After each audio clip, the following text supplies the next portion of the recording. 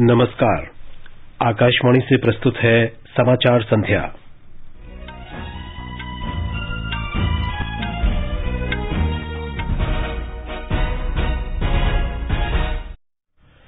विधानसभा चुनाव के दूसरे चरण के मतदान में पश्चिम बंगाल में 80% से अधिक और असम में 73% से अधिक मतदान। निर्वाचन आयोग ने डीएमके नेता ए राजा के चुनाव प्रचार करने पर 48 घंटे की रोक लगाई। असम के भाजपा नेता और मंत्री हेमंत बिस्व शर्मा को नोटिस जारी किया। 45 वर्ष से अधिक आयु के लोग कोविड टीका लगवाने के लिए उत्साहित। सार्वजनिक और निजी क्षेत्र के सभी कोविड टीकाकरण केंद्र पूरा महीने खुले रहेंगे। मार्च 2021 में जीएसटी राजस्व संग्रह का नया कीर्तिमान, अब तक सबसे अधिक 1,23,902 करोड़ रुपए का संग्रह। आधार को पैन से जोड़ने की समय सीमा 30 जून तक बढ़ाई गई। दिल्ली मेरठ एक्सप्रेसवे यातायात के लिए खोला गया। यात्रा समय कम होकर 45 मिनट होगा।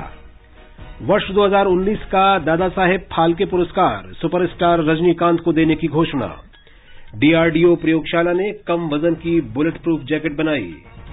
अमेरिका के H-1B वीजा पर प्रतिबंध की अवधि समाप्त किए जाने के बाद भारतीय सूचना प्रौद्योगिकी पेशेवरों को राहत। और मायामी ओपन टेनिस टूर्नामेंट का महिला सिंगल्स मुकाबला पूर्व विजेता एशले बार्टी का मुकाबला 5वीं वरीयता प्राप्त एलिना स्वितोलिना से होगा।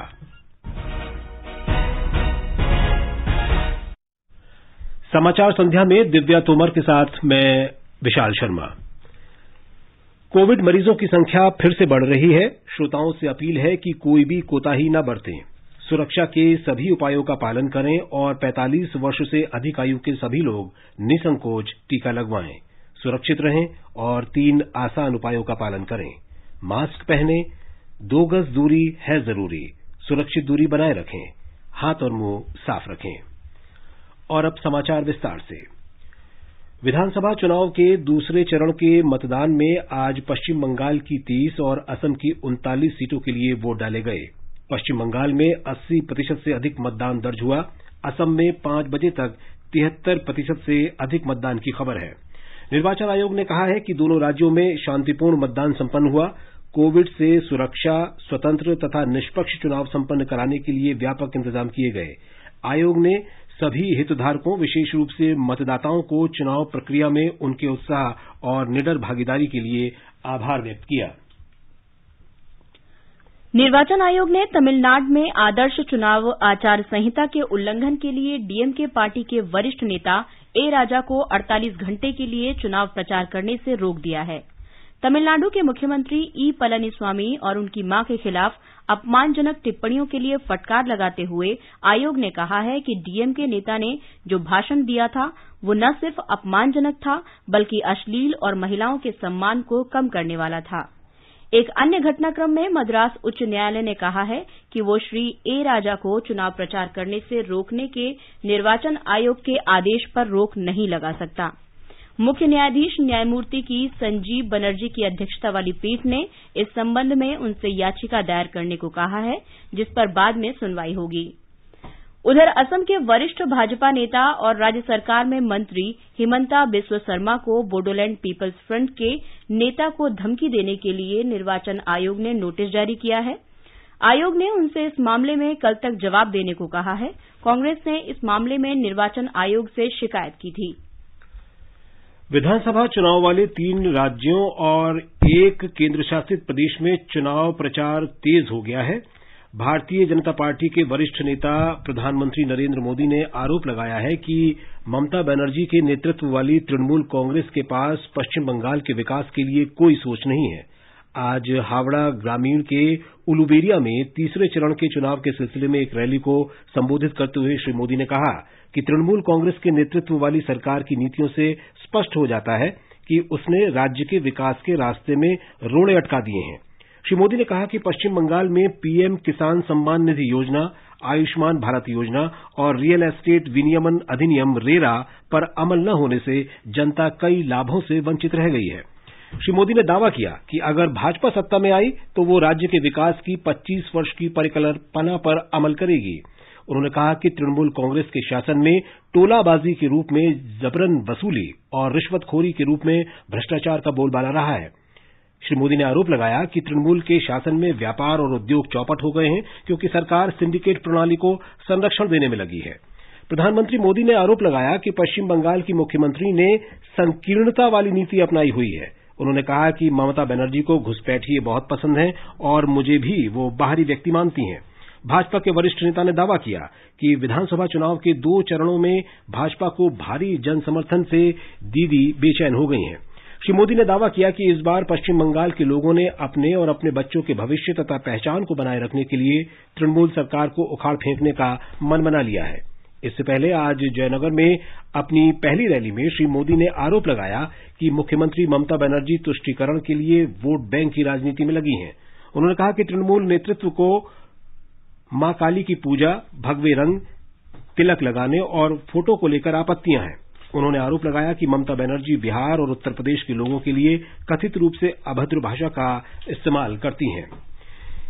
इस बीच निर्वाचन आयोग ने पश्चिम बंगाल के नंदीग्राम विधानसभा क्षेत्र में मतदान प्रक्रिया के दौरान अनियमितताओं के आरोपों पर चुनाव प्रेक्षकों से रिपोर्ट मांगी है।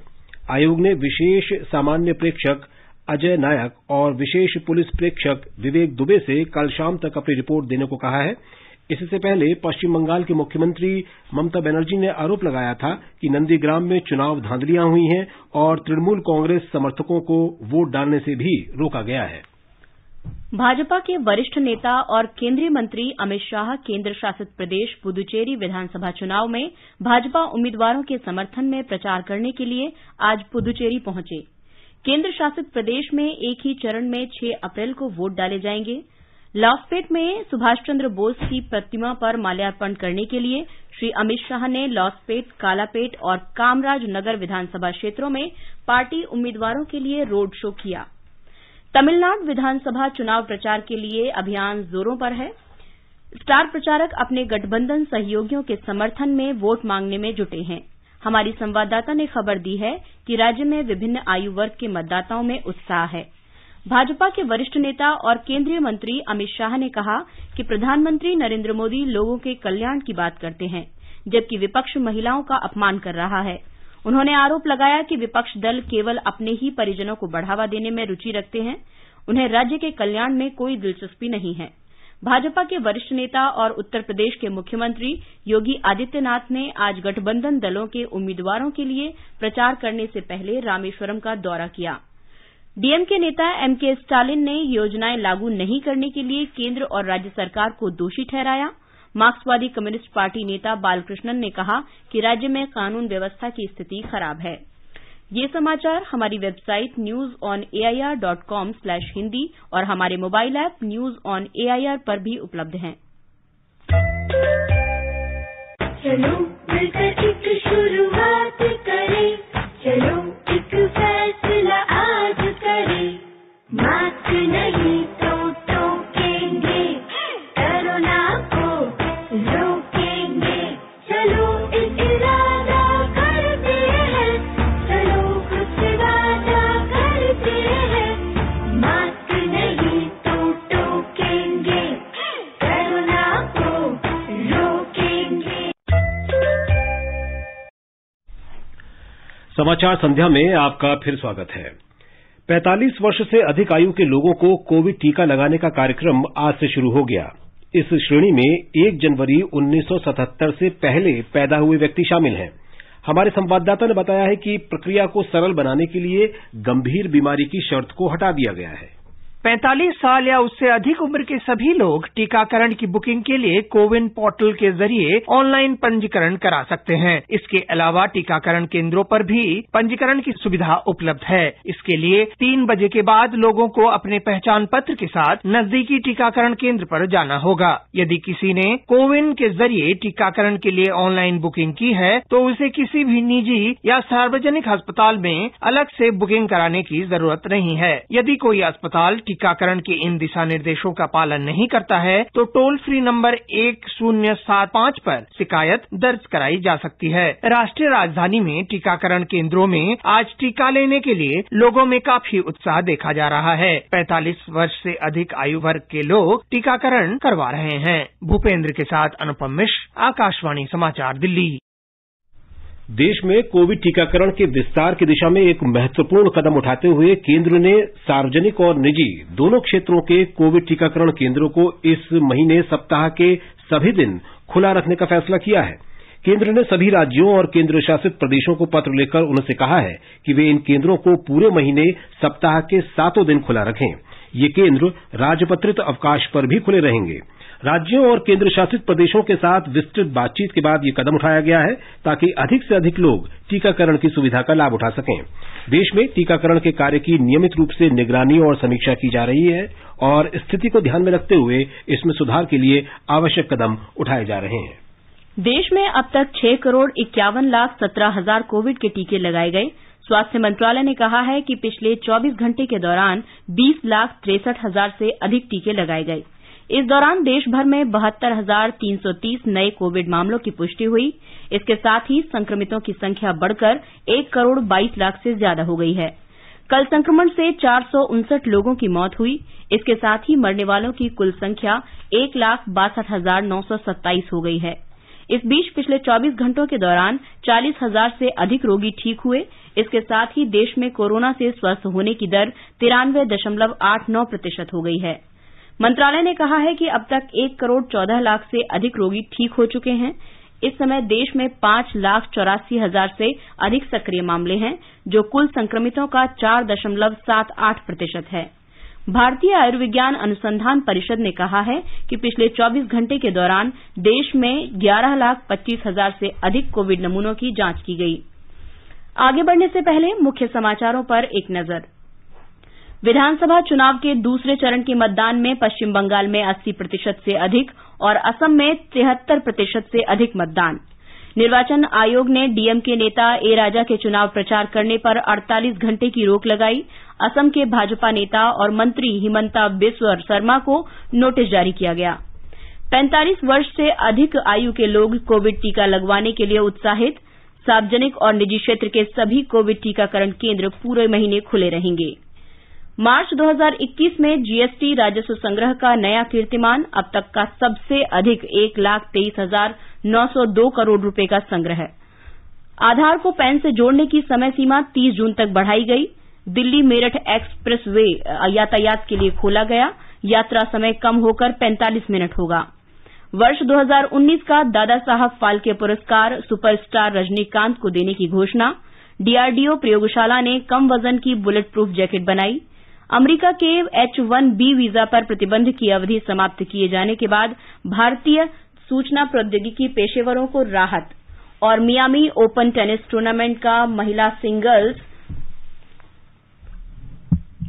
का मुकाबला पूर्व विजेता एश्ले बार्टी का मुकाबला 5वीं वरीयता प्राप्त एलिना स्वितोलिना से होगा। दिल्ली मेरठ एक्सप्रेसवे आज से यातायात के लिए खोल दिया गया है। इसके खुले जाने से दिल्ली और मेरठ के बीच आने जाने में लगने वाला समय 2.5 घंटे से घटकर 45 मिनट रह गया है।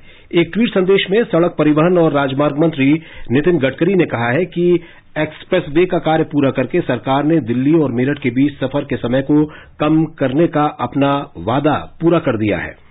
96 किलोमीटर लंबे और 14 लेन वाले दिल्ली मेरठ एक्सप्रेस वे से दोनों शहरों के बीच सफर का समय सिर्फ 45 मिनट रह जाएगा। इससे दिल्ली से मुजफ्फरनगर, सहारनपुर, हरिद्वार और देहरादून के सफर का भी समय कम हुआ है।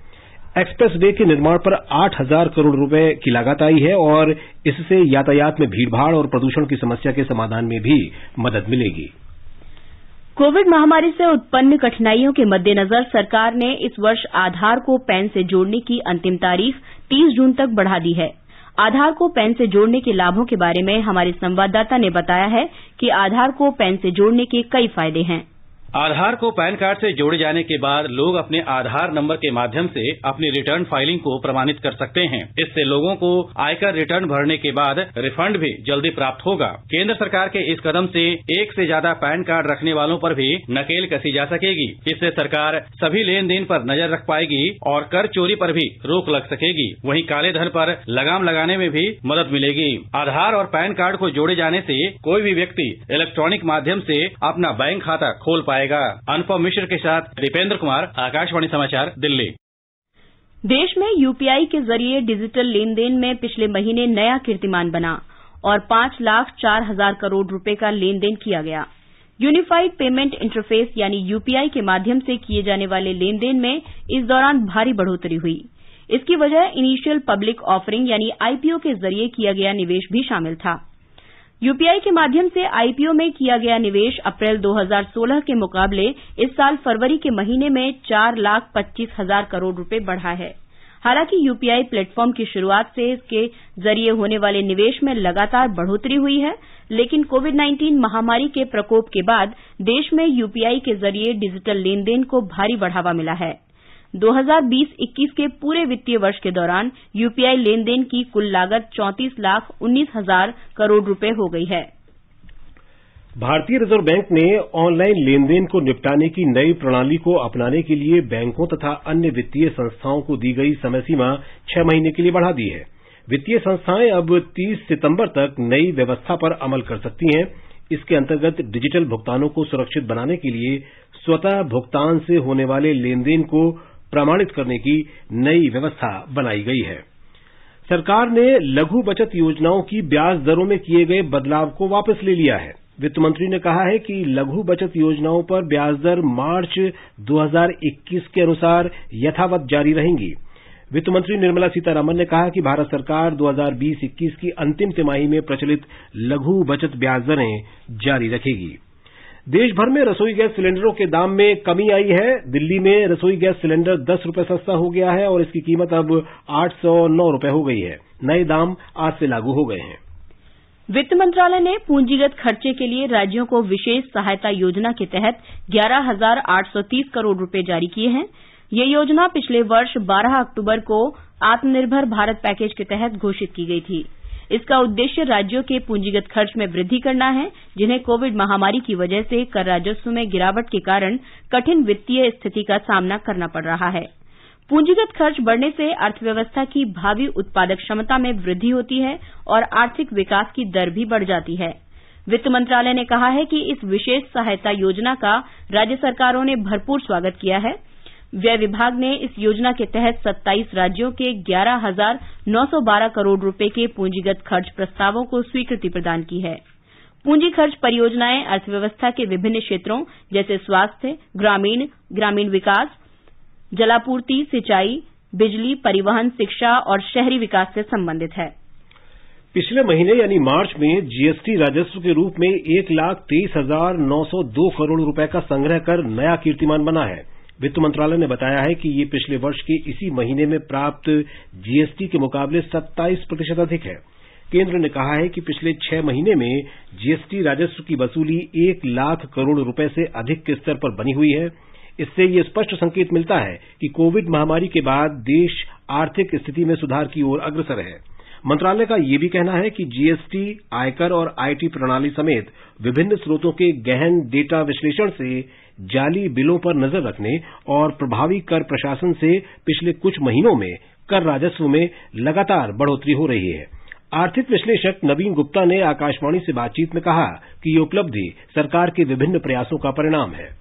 ये पॉसिबल हुआ है क्योंकि रैपिड इकोनॉमिक रिकवरी वैश्विक मंदी के दौर में भारतीय अर्थव्यवस्था ने दिखाई है। वो पॉसिबल हो पाया क्योंकि भारत सरकार ने बड़ा सक्सेसफुल कोविड वैक्सीनेशन प्रोग्राम चल रहा है। डोमेस्टिक कंजम्पशन है वो रिवाइव हो गई है। सरकार ने 1 लाख करोड़ से ज्यादा का इन्वेस्टमेंट का प्लान बनाया है।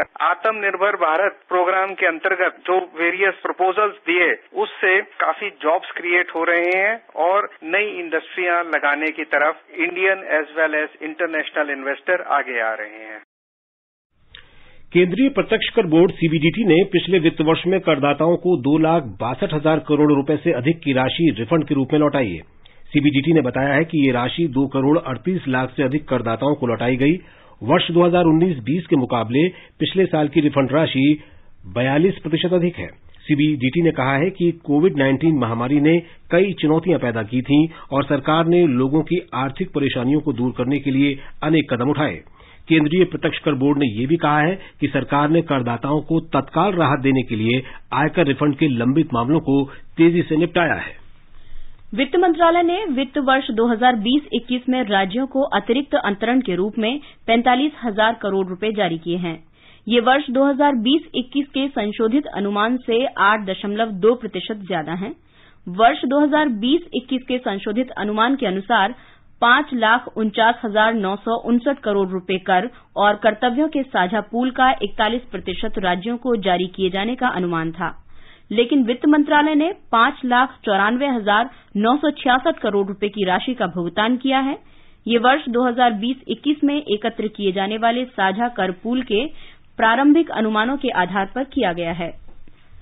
बंबई शेयर बाजार का संवेदी सूचकांक आज 521 अंक की बढ़त के साथ 50,030 पर बंद हुआ। नेशनल स्टॉक एक्सचेंज का निफ्टी 177 अंक चढ़कर 14,867 पर आ गया। ये समाचार आकाशवाणी से प्रसारित किए जा रहे हैं। ताजा समाचार जानने के लिए आप हमारे Twitter handle @AIR News Hindi को फॉलो कर सकते हैं।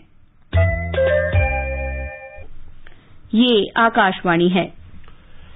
रक्षा मंत्री राजनाथ सिंह ने रक्षा अनुसंधान और विकास संगठन और रक्षा सामग्री तथा भंडारण अनुसंधान एवं विकास प्रतिष्ठान कानपुर DMSRDE को कम वजन की बुलेट प्रूफ जैकेट तैयार करने के लिए बधाई दी है।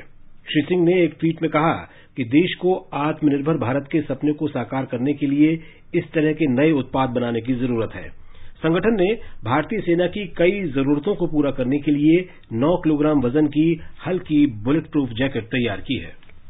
जाने माने फिल्म अभिनेता रजनीकांत को वर्ष 2019 के प्रतिष्ठित दादा साहेब फाल्के पुरस्कार से सम्मानित किया जाएगा। सूचना और प्रसारण मंत्री प्रकाश जावड़ेकर ने आज इसकी घोषणा की। इस साल का ये दादा साहेब फाल्के अवार्ड महान नायक रजनीकांत को घोषित करते हुए हमें बड़ी खुशी है। 50 साल से रजनीकांत फिल्म दुनिया के बेताब बादशाह है। सूरज के तरह उनका काम है। प्रतिभा, लगन, मेहनत से उन्होंने लोगों के दिलों में अपना स्थान कायम किया है। रजनीकांत को ये पुरस्कार अगले महीने की 3 तारीख को दिया जाएगा। एक ट्वीट में श्री जावड़ेकर ने उन्हें भारतीय सिनेमा के इतिहास का महान कलाकार बताते हुए कहा कि रजनीकांत का एक कलाकार, निर्माता और पटकथा लेखक के रूप में उल्लेखनीय योगदान है। दादा साहब फाल्के पुरस्कार भारतीय सिनेमा का सबसे प्रतिष्ठित पुरस्कार है। एक रिपोर्ट। 12 दिसंबर 1950 को बेंगलौर में एक मराठी परिवार में जन्मे रजनीकांत का पहला नाम शिवाजीराव गायकवाड़ था। उनकी प्राथमिक शिक्षा बेंगलौर में हुई। स्कूली शिक्षा पूरी होने पर उन्हें बस कंडक्टर के रूप में बेंगलौर ट्रांसपोर्ट सर्विस में नौकरी मिल गई। रजनीकांत ने मद्रास अडयार फिल्म संस्थान में अभिनय सीखने का फैसला किया। यहाँ तमिल फिल्म के प्रसिद्ध निर्देशक के बालाचंदर की निगाह उन पर पड़ी और उन्होंने शिवाजीराव गायकवाड़ को अपूर्वा रागनल में एक छोटी सी भूमिका के लिए चुन लिया और उन्हें रुपहले पर्दे पर नाम रजनीकांत दिया। ये फिल्म 15 अगस्त 1975 में प्रदर्शित हुई। रजनीकांत अब तक के संभवतः सबसे बड़े भारतीय फिल्म स्टार हैं। उन्होंने 160 से अधिक फिल्मों में खासकर तमिल सिनेमा में काम किया। उन्होंने बॉलीवुड, तेलुगु, कन्नड़, मलयालम और बंगाली जैसे फिल्मों में भी काम किया।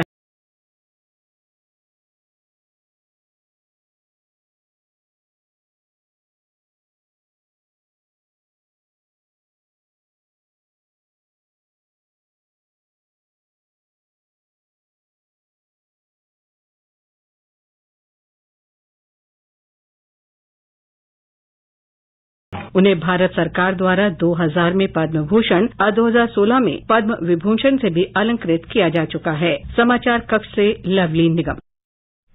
प्रधानमंत्री नरेंद्र मोदी ने फिल्म अभिनेता रजनीकांत को दादा साहेब फाल्के पुरस्कार दिए जाने पर बधाई दी है। प्रधानमंत्री ने एक ट्वीट में कहा कि रजनीकांत ऐसे अभिनेता हैं जिनकी लोकप्रियता दर्शकों की कई पीढ़ियों में बनी हुई है। उन्होंने कहा कि वे अपनी विविध भूमिकाओं और शानदार व्यक्तित्व के लिए जाने जाते हैं। तमिलनाडु में विभिन्न पार्टियों के नेताओं ने अपने दलगत मतभेदों को बुलाकर सुपरस्टार रजनीकांत को बधाई दी है। रजनीकांत ने कहा है कि ये सम्मान पाकर वे बड़ा गौरवान्वित महसूस कर रहे हैं। एक ट्वीट में उन्होंने इसके लिए सरकार और पुरस्कार घोषित करने वाले निर्णायक मंडल के प्रति आभार व्यक्त किया है। ऑल इंडिया अन्ना डीएमके पार्टी के संयुक्त संयोजक और तमिलनाडु के मुख्यमंत्री ई पलनीसामी ने भी दादा साहेब फाल्के पुरस्कार दिए जाने पर रजनीकांत को शुभकामनाएं देते हुए कहा कि इसके माध्यम से उनके कठोर परिश्रम को मान्यता दी गई है। अमेरिका ने विदेशी कामगार वीजा, विशेषकर H-1B वीजा पर प्रतिबंध की अवधि समाप्त कर दी है। अमेरिका के राष्ट्रपति जो बाइडेन ने पूर्व राष्ट्रपति डोनाल्ड ट्रंप द्वारा जारी अधिसूचना की वैधता कल खत्म होने के बाद प्रतिबंध समाप्त करने की अनुमति दी। इससे भारतीय सूचना प्रौद्योगिकी पेशेवरों को भारी राहत मिली है। पूर्व राष्ट्रपति डोनाल्ड ट्रंप ने पिछले वर्ष जून में अध्यादेश जारी करके H-1 वीजा सहित अनेक अस्थायी या गैर अप्रवासी वीजा श्रेणियों में आवेदकों के अमेरिका जाने पर प्रतिबंध लगा दिया था। बाद में इस प्रतिबंध की अवधि 31 मार्च 2021 तक बढ़ा दी गई। विदेश मंत्री डॉक्टर एस जयशंकर ने कहा है कि भारत बिम्स्टेक संगठन के अंतर्गत क्षेत्रीय सहयोग की रफ्तार तेज करने और इस संगठन को अधिक सुदृढ़, जीवंत, कारगर तथा सफल बनाने के लिए वचनबद्ध है। विदेश मंत्री ने यह वक्तव्य आज बिम्स्टेक की 17वीं मंत्री स्तरीय बैठक में वीडियो कॉन्फ्रेंसिंग के जरिए दिया। उन्होंने विश्वास व्यक्त किया कि आने वाले समय में बिम्स्टेक सामूहिक प्रयासों और सहयोग की भावना से नई ऊंचाइयां छुएगा। उन्होंने कहा कि यह संगठन दक्षिण और दक्षिण पूर्व एशिया के देशों को आपस में जोड़ता है और यही इसकी सबसे अनोखी खूबी है। डॉक्टर जयशंकर ने कहा कि भारत की विदेश नीति में बिम्स्टेक की भूमिका लगातार महत्वपूर्ण होती जा रही है। उन्होंने कहा कि मई 2019 में भारत सरकार के शपथ ग्रहण समारोह में बिम्स्टेक नेताओं की भागीदारी इसका एक प्रमाण है। श्री जयशंकर ने कहा कि बीते वर्षों में बिम्स्टेक संभावनाओं से भरे उप क्षेत्रीय संगठन के रूप में उभरकर सामने आया है। केंद्र सरकार ने डॉक्टर भीमराव अंबेडकर की जयंती के अवसर पर 14 अप्रैल को केंद्र सरकार के सभी कार्यालयों में सार्वजनिक अवकाश की घोषणा की है। कार्मिक मंत्रालय ने इस निर्णय की जानकारी देते हुए बताया कि केंद्र सरकार के कार्यालयों के अलावा देश भर के सभी औद्योगिक संस्थानों में भी सार्वजनिक अवकाश रहेगा। मायामी ओपन टेनिस टूर्नामेंट में महिला सिंगल्स के सेमीफाइनल में मौजूदा चैंपियन एश्ले बार्टी का मुकाबला यूक्रेन की एलिना स्वितोलिना से होगा। दूसरे सेमीफाइनल में ग्रीस की मारिया सक्कारी और 8वीं वरीयता प्राप्त कनाडा की बियांका आंद्रेस्कू आमने सामने होंगी। वहीं पुरुष सिंगल्स के सेमीफाइनल में स्पेन के रॉबर्टो बतिस्ता अगुत का सामना इटली के जेनिक सिनर से होगा। आज क्वार्टर फाइनल में जेनिक सिनर ने अलेक्जेंडर बबलिक को 7-6, 6-4 से हराया। एक अन्य क्वार्टर फाइनल में आज ही हर्बर्ट हरकेज और स्टेफानोस सित्सिपास से होगा। और अब एक नजर कल के मौसम के पूर्वानुमान पर। राजधानी दिल्ली में दिन में तेज हवाएं चलने की संभावना है। तापमान 17 से 34 डिग्री सेल्सियस के बीच रहेगा। मुंबई में सामान्य तौर पर आसमान साफ रहेगा। न्यूनतम तापमान 24 डिग्री और अधिकतम तापमान 32 डिग्री सेल्सियस रहने का अनुमान है। चेन्नई में आसमान साफ रहेगा। तापमान 28 और 38 डिग्री सेल्सियस के बीच रह सकता है। कोलकाता में भी आसमान साफ रहेगा। तापमान 27 और अधिकतम 38 डिग्री रहने की उम्मीद है। केंद्र शासित प्रदेश जम्मू कश्मीर के श्रीनगर में दोपहर या शाम को कहीं कहीं बादल छाए रहेंगे। न्यूनतम तापमान 4 और अधिकतम 21 डिग्री सेल्सियस रहने का आसार है। जम्मू में आसमान साफ रहेगा। तापमान 14 और 32 डिग्री सेल्सियस के बीच रह सकता है। लेह में आंशिक रूप से बादल छाए रहेंगे। तापमान 0 से 4 डिग्री नीचे और अधिकतम 11 डिग्री सेल्सियस रहने की संभावना है। गिलगित में आमतौर पर आसमान साफ रहेगा। तापमान 11 और 25 डिग्री सेल्सियस के आसपास रहेगा। मुजफ्फराबाद में सामान्यतः आसमान साफ रहेगा। अंत में मुख्य समाचार एक बार फिर। विधानसभा चुनाव के दूसरे चरण के मतदान में पश्चिम बंगाल में 80% से अधिक और असम में 73% से अधिक मतदान। निर्वाचन आयोग ने डीएमके नेता ए राजा के चुनाव प्रचार करने पर 48 घंटे की रोक लगाई। असम के भाजपा नेता और मंत्री हेमंत बिस्व शर्मा को नोटिस जारी किया। 45 वर्ष से अधिक आयु के लोग कोविड टीका लगवाने के लिए उत्साहित। सार्वजनिक और निजी क्षेत्र के सभी कोविड टीकाकरण केंद्र पूरा महीने खुले रहेंगे। मार्च 2021 में जीएसटी राजस्व संग्रह का नया कीर्तिमान। अब तक का सबसे अधिक 1,23,902 करोड़ रुपए का संग्रह। आधार को पैन से जोड़ने की समय सीमा 30 जून तक बढ़ाई गई। दिल्ली मेरठ एक्सप्रेसवे यातायात के लिए खोला गया। यात्रा समय कम होकर 45 मिनट होगा। वर्ष 2019 का दादा साहेब फाल्के पुरस्कार सुपरस्टार रजनीकांत को देने की घोषणा। डीआरडीओ प्रयोगशाला ने कम वजन की बुलेट प्रूफ जैकेट बनाई।